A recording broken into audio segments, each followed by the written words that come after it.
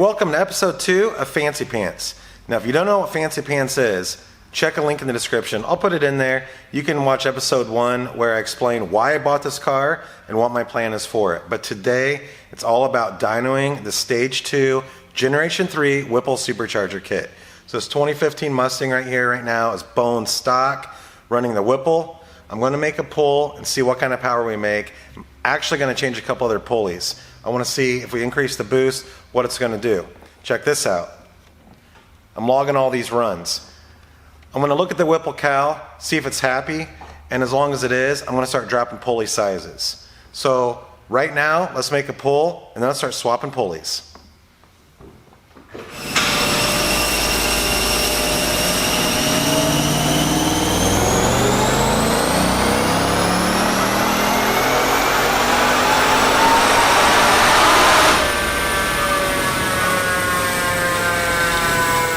Round 1, that was round 1. 658 to the tires, 486 torque I think.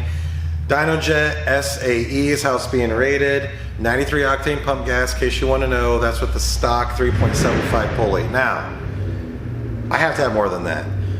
Actually, I'm going to have way more than that later, but today I just need more than that. So next, 3.6 pulley. Actually, 3.625 is what Whipple has on this pulley right here. So I'm going to take off the 3.75 because the data log looked really good. Knock sensors were happy, and I'm going to do the 3.6. Also on that 3.75 pulley, Whipple states on their website it's about 11.5 psi. Now I'm seeing 10 about the entire pull. Yes, right at red line, it does creep up over that, but it's pretty much 10 psi across the board.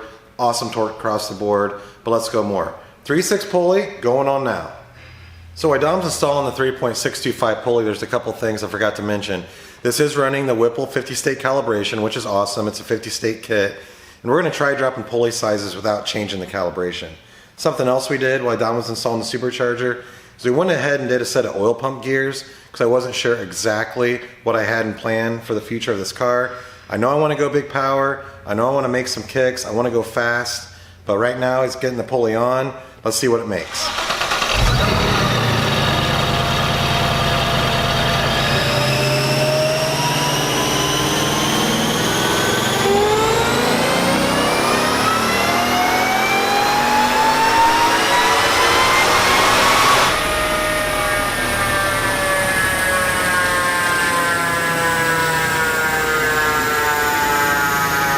I feel like I'm on the right track. 680 real horse-ish, about 514 torque to the tires. I love it. More boost, 3.5 pulley. That 3.625 was around 12.5-ish PSI, as Whipple said on their website. It did have a little bit of spike at the end. I will say the air was incredible today. It's probably not going to be boost like that on a hot day, but I'm slightly concerned about fueling. The data log looked well.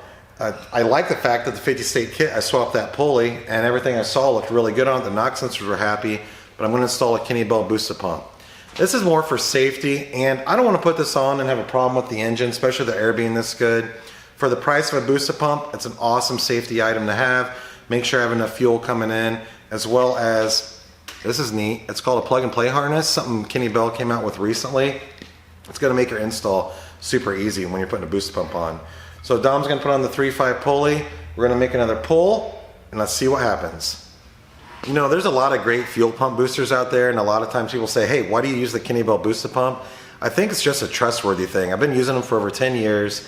I like the plug and play harness. I really trust it in my car, so that's why I like to put in our clients' cars. And looking at that data log earlier, I did see something questionable on the fueling at very high RPM, and I don't want to put the 3.5 pulley on and have a risk of not having enough fuel going in the engine. So we're getting that installed right now, and I believe it's finished, so let's make the pull.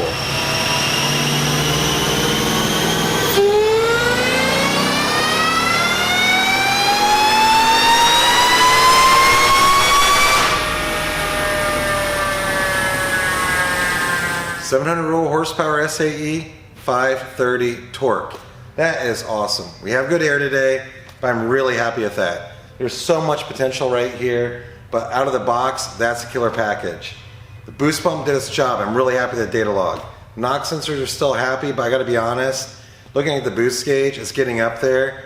You might consider adding some torque or some boost stain into the 93 octane you're running to support that kind of boost. I have some big plans for this car. So not only are we going to do some other upgrades besides the engine, but it is going to get more horsepower, and that's going to be coming up really soon.